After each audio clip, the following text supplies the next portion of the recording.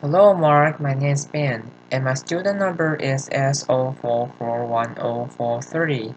The title of the speech is Celeste Headlee, 10 Ways to Have a Better Conversation. I'm the freshman in NCUE. Alright, I want to see a show of hands.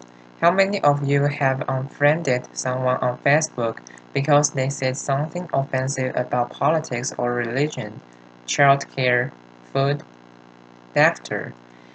And how many of you know at least one person that you avoid because you just don't want to talk to them? Laughter.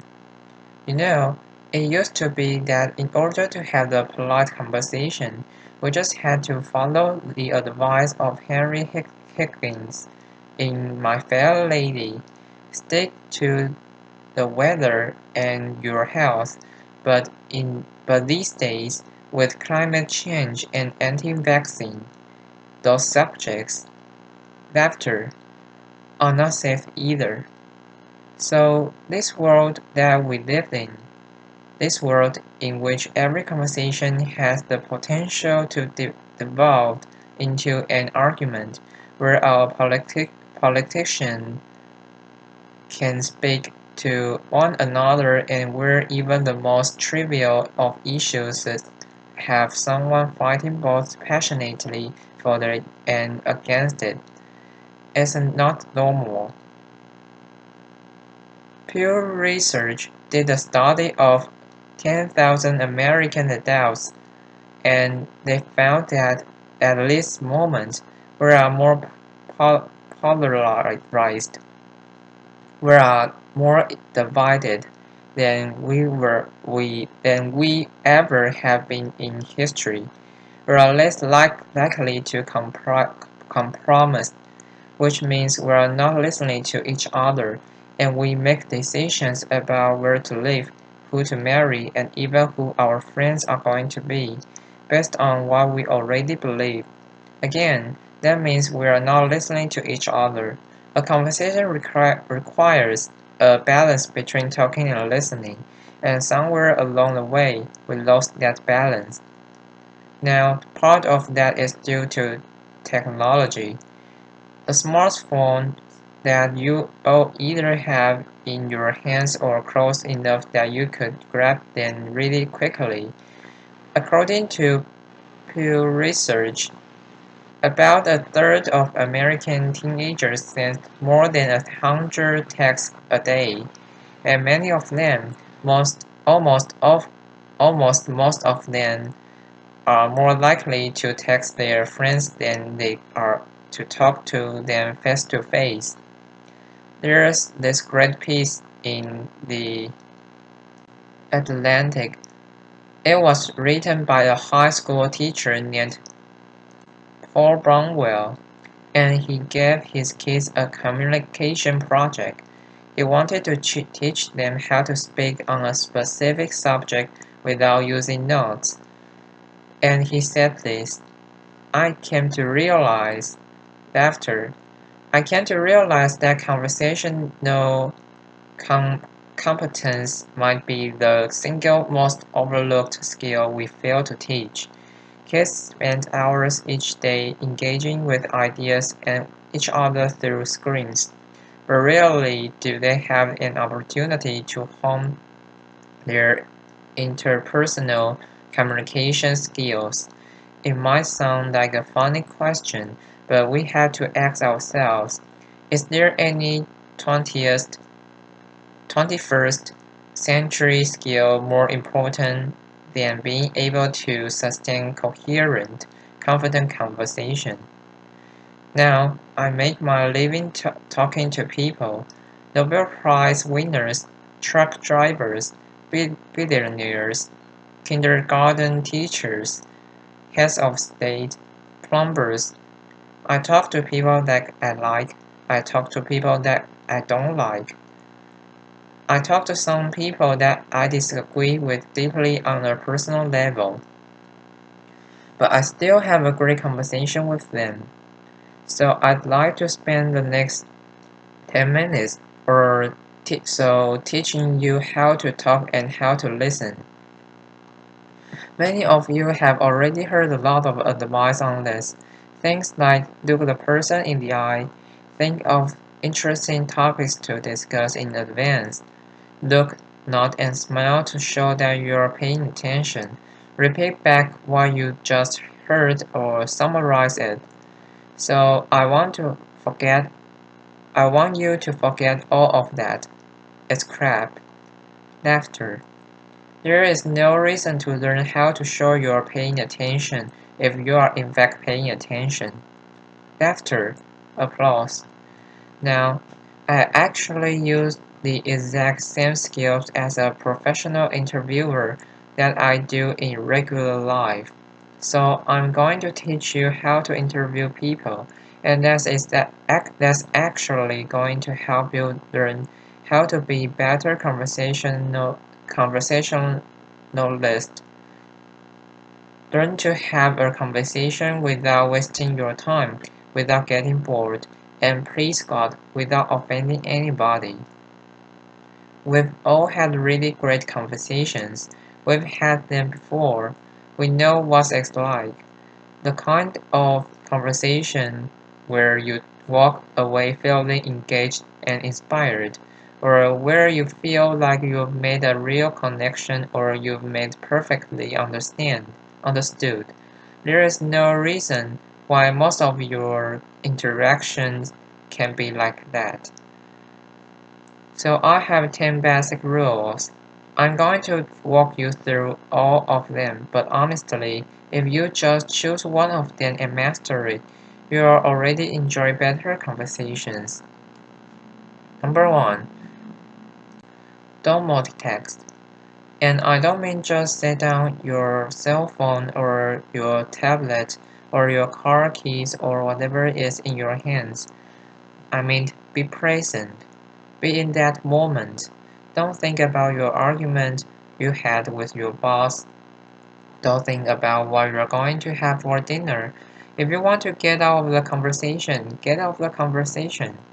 But don't be half in it and half out of it. Number 2, don't pontificate.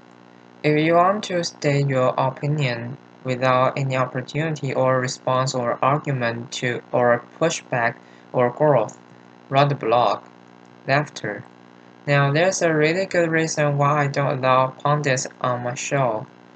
Because they are really boring. If they are conser conservative, they are going to hate Obama and food stamps and abortion. If they are liberal, they are going to hate big banks and oil corporations and Dick Cheney. Totally predictable, and you don't want to be like that. You need to enter every conversation assuming that you have something to learn. And fan therapist and Scott Peck say that true listening requires a setting aside of oneself, and sometimes that means setting aside your personal opinions. He said that sensing this acceptance, the speaker will become less and less vulnerable and more likely to open up the inner recesses of his or her mind to the listener. Again, assume that you have something to learn. Bill 9. Everyone you will ever meet knows something that you don't. I put it this way. Everybody is an expert in something. Number 3. Use open-ended questions.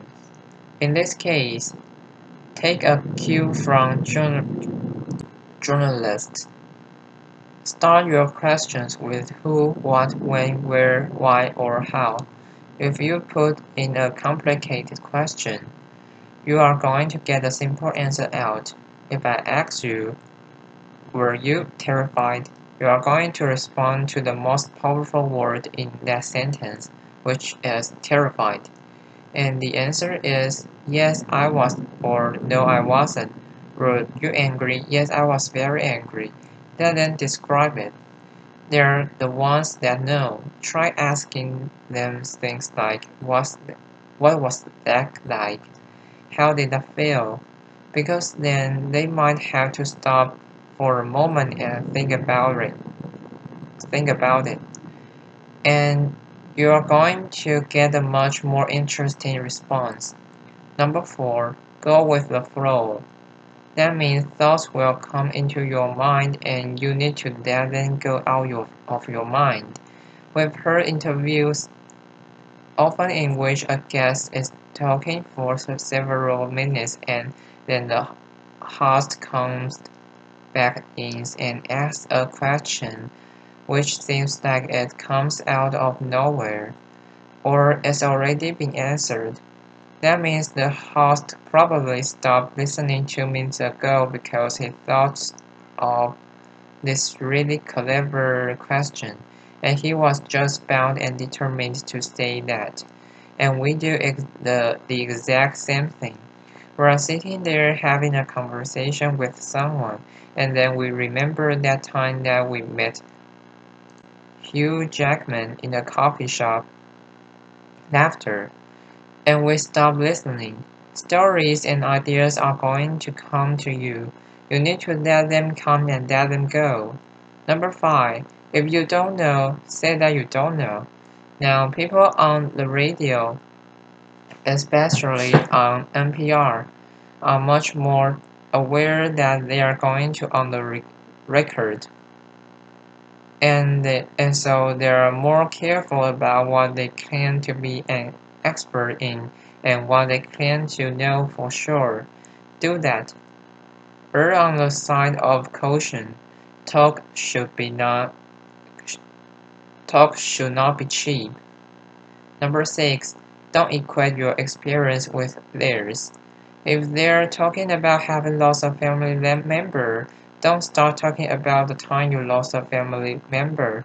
If they are talking about the trouble they are having at work, don't tell them about how much you hate your job. It's not the same. It is never the same. All experiences are individual, and more importantly, it is not about you. You don't need to take that moment to prove how amazing you are or how much you've suffered. Somebody asked Stephen Hawking once what his IQ was, and he said, I have no idea. People who brag about their IQs are losers. Laughter. Conversations are not a promotional opportunity. Number 7. Try not to repeat yourself. It's condescending and it's really boring. And we tend to do it a lot, especially in work conversations or in conversations with our kids. We have a point to make, so we just keep rephrasing it over and over. Don't do that. Number 8. Stay out of the weeds. Frankly, people don't care about the years, the names, the dates, all those details that you're struggling to come down with you in your mind. They don't care. What they care about is you. They care about what you are like, what you have in common. So forget the details, leave them out. Number 9. This is not the last one, but it is the most important one. Listen, I cannot tell you how many really important people have said that listening is perhaps the number one most important skill that you could develop. Buddha said, and I'm paraphrasing, if your mouth is open, you are not listening. And Calvin Coolidge said, no man ever listened his way out of a job. Laughter. Why do we not listen to each other? Number 1. We'd rather talk. When I'm talking, I'm in control. I don't have to hear anything I'm not interested in. I'm the center of attention. I can foster my own identity, but there's another reason we get distracted. The average person talks at about 225 words per minute, but we can listen at up to 500 words per minute. So our minds are filling in those other 275 words. And look, I know it takes effort and energy to actually pay attention to someone, but if you can't do that, you are not in a conversation. You are just two people shouting out barely related sentences in the same place. Laughter. You have to listen to one another. Stephen Covey said it very beautifully. He said, most of us don't listen with the intent to understand. We listen with the intent to reply. One more rule, number 10, and it is this one, be brief. A good conversation is like a miniskirt, short enough to retain interest, but long enough to cover the subject, my sister. Laughter. Applause. All of this boils down to the same basic concept, and it is this one: be interested in other people. You know, I grew up with a very famous grandfather, and there was kind of a ritual in my home. People would come over to talk to my grandparents, and after they would leave, my mother would come over to us, and she'd say, "Do you know who that was?" She was the runner-up to Miss America. He was the mayor of Sacramento. She won a Pulitzer Prize. He's a Russian ballet dancer, and I kind of grew up assuming everyone has some hidden amazing thing about them. And honestly, I think it's what makes me a better host. I keep my mouth shut as often as I possibly can. I keep my mind open, and I'm always prepared to be amazed, and I'm never disappointed. You do the same thing. Go out, talk to people, listen to people, and most importantly, be prepared to be amazed. Thanks. Applause.